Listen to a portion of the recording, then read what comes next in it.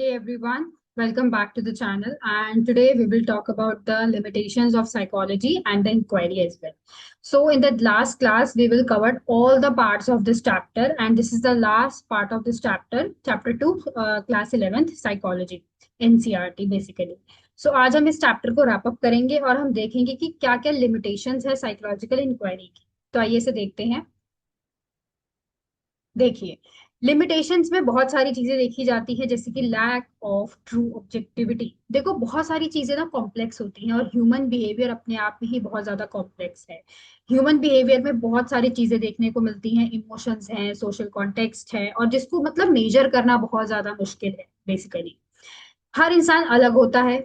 एक ही सिचुएशन में अलग अलग रिएक्शंस भी होते हैं। फॉर एग्जाम्पल, अगर 10 लोग एक ही एग्जाम में फेल हो जाए तो कोई रोएगा, कोई मोटिवेट हो जाएगा और कोई चिंता नहीं करेगा बेसिकली, है ना। तो every person has their different scenarios. Subjective interpretation, जो भी डेटा हम कलेक्ट करते हैं साइकोलॉजी में, बेसिकली वो इंटरप्रेट किया जाता है रिसर्चर्स के द्वारा, and may be lead to a different conclusion as well, है ना। बहुत सारे फैक्टर्स ऐसे हैं जो हम कंट्रोल नहीं कर सकते। मूड को, एनवायरनमेंट को, हमारे कुछ पास्ट के एक्सपीरियंसेस को। बेसिकली क्या है, ये सब बिहेवियर को इफेक्ट करता है। अगर बेसिकली अगर हम केस स्टडी के बारे में बात कर रहे हैं ना, तो हम स्टडी करेंगे कि म्यूजिक सुनने से रीडिंग स्पीड बढ़ती है या नहीं। तो किसी का मूड ऑलरेडी खराब हो तो रिजल्ट इफेक्ट हो सकता है, बिकॉज उसका मूड खराब है ना।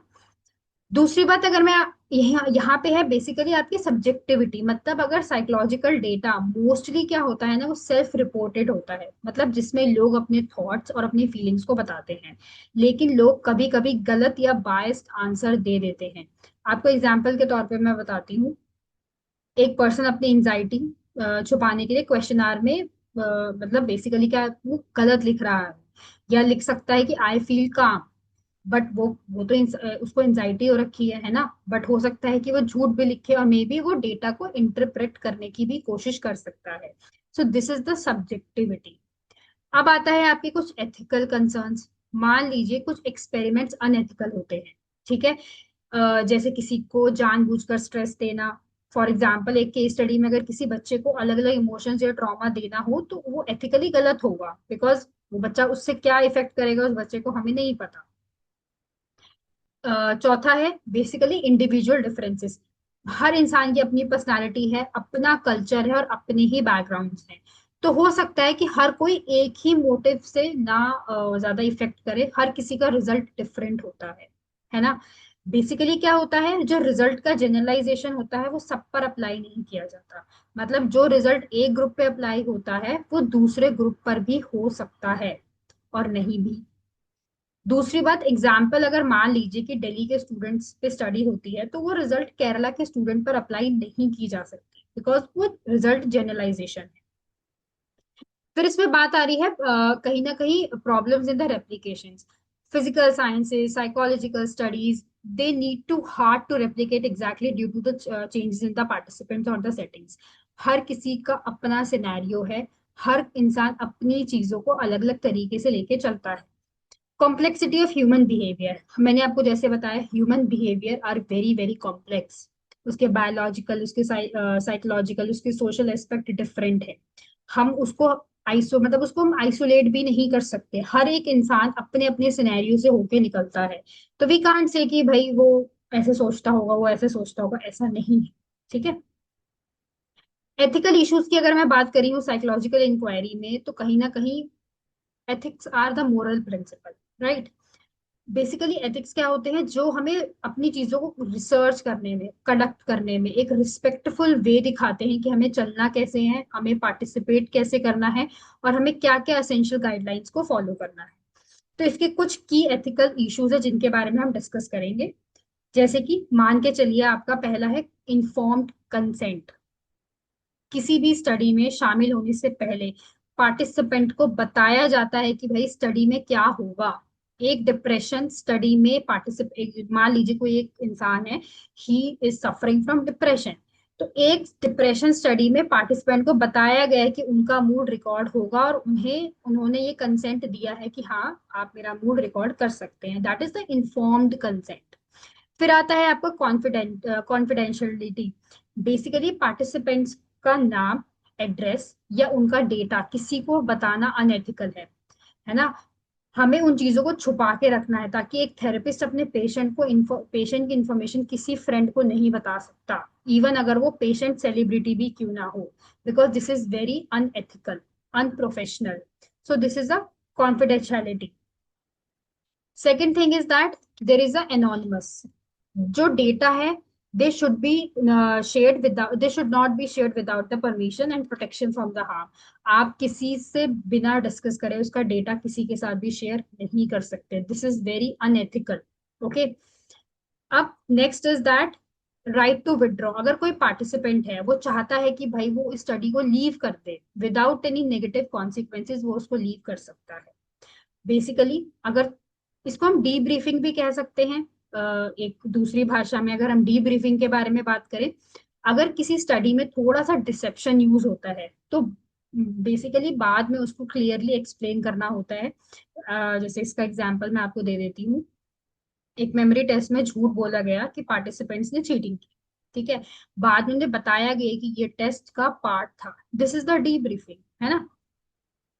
तो ये सारी वो चीजें हैं जिसको थोड़ा सा हमें देखना पड़ता है।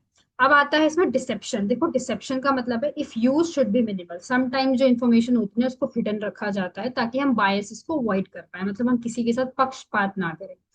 बट जो रिसर्चर्स होते हैं वो श्योर रहते हैं कि भाई वो हार्मफुल ना हो और उसको रिवील ना किया जाए इवन स्टडी करने के बाद भी। इससे क्या होता है ना, एक एथिकल मिनिमाइजेशन चीजों का बना रहता है। दूसरी बात रिस्पॉन्सिबिलिटी ऑफ द रिसर्चर। जो साइकोलॉजिस्ट है ना उनको हमेशा ऑनेस्ट, रिस्पॉन्सिबल और एक रिस्पेक्ट ऑफ डिग्निटी बनाकर रखनी चाहिए ताकि पार्टिसिपेंट्स का जो एक वेलफेयर है वो बना रहे। ठीक है। अब ये तो आपकी केस स्टडी है, बट उससे पहले हमें दो चीजें और पता होनी चाहिए। पहली ये कि किसी भी एक्सपेरिमेंट या थेरेपी में किसी पार्टिसिपेंट को इमोशनल या फिजिकली पेन नहीं होना चाहिए। ऐसा एक्सपेरिमेंट जिसमें किसी को फियर या एम्बैरेसमेंट ना हो, ठीक है, अलाउड ही नहीं है बेसिकली।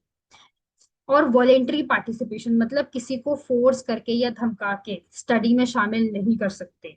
एक स्कूल में टीचर ने स्टूडेंट को मार्क्स के प्रेशर पे स्टडी मतलब स्टडी में इंक्लूड किया, ये अनएथिकल है ना। तो these are the main scenarios which we have to see on that part. एक तो केस स्टडी, एक तो ये है bobo doll experiment by the Albert. But एक स्टडी मैं आपको बताती हूँ, that is the Albert experiment in 1920। This is very unethical example. Basically psychologist John Watson ने एक छोटे बच्चे पर फियर कंडीशन किया था using a white rat and loud noise.